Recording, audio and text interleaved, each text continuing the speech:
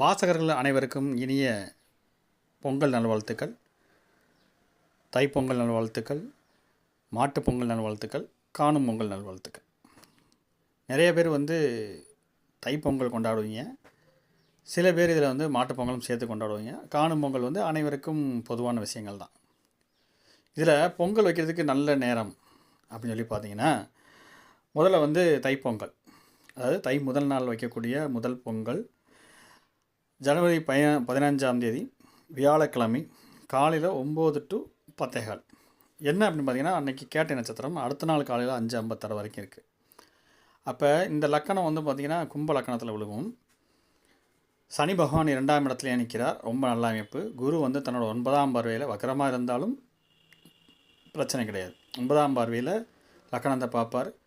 நட்சத்திர நாதன் 5க்கும் 8க்கும் அதிபதியாகி 11ஆம் இடத்துல இருக்கிறது அப்படிங்கிறது இந்த 2, 5, 8, 11 அப்படிங்கிறது பணபரஸ்தானங்கள்.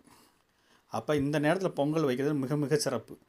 மாட்டுப்பொங்கல் மட்டுமே வைக்கிறவங்க கூட தைப்பொங்கலை இந்த நேரத்துலையும் ஒரு சின்னமாக கொஞ்சமாவது பொங்கல் வச்சு வழிபாடு பண்ணுங்கள். மாட்டுப்பொங்கல் பண்ணுறவங்க 14ஆம் தேதியும் இதே நேரம்தான். ஆனால் நட்சத்திரம் மட்டும் மாறும். அன்றைக்கி மூல நட்சத்திரம் வந்துடும்.